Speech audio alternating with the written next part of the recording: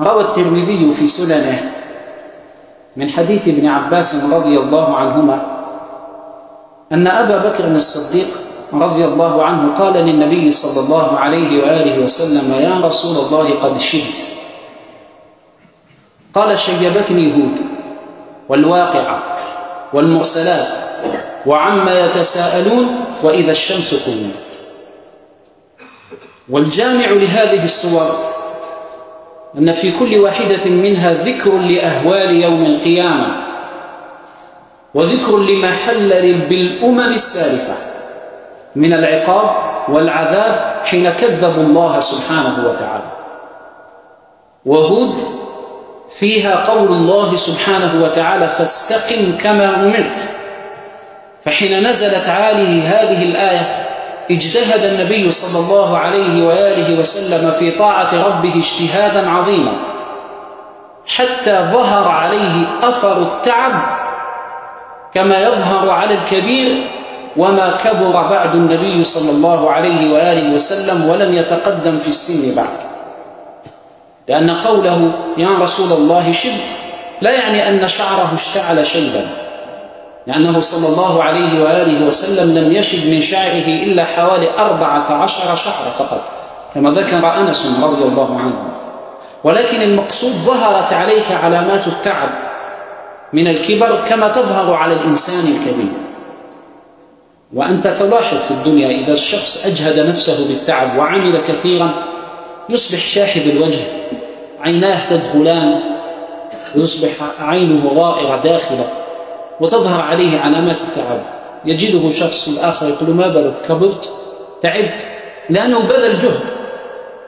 فالنبي صلى الله عليه وآله وسلم حين نزلت عليه هذه الصور التي فيها ذكر القيامة وذكر ما يحل فيها من أهوال وأمور عظام اجتهد عليه الصلاة والسلام في العبادة حتى تعب. وهو عليه الصلاة والسلام مقامه في الجنة معلوم ومعروف، له المقام المحمود بإذن الله سبحانه وتعالى، مع ذلك يجتهد في طاعة الله.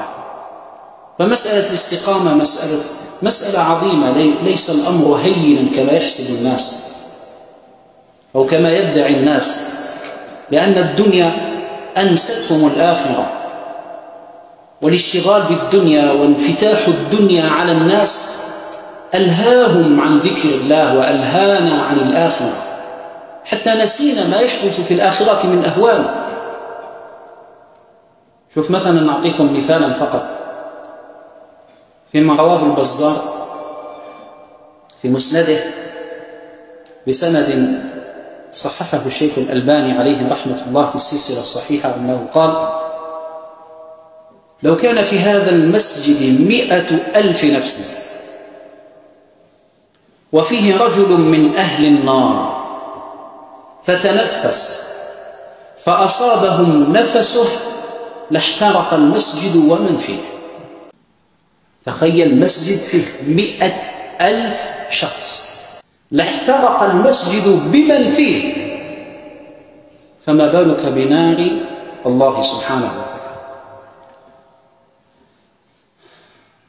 فالمسألة صعبة، ولذلك النبي صلى الله عليه وآله وسلم شاب قال: شيبتني هود، لأنه فيها ذكر أهوال القيامة ومسائل الآخرة والوقوف بين يدي الله سبحانه وتعالى والذكر ما جرى بالأمم السالفة.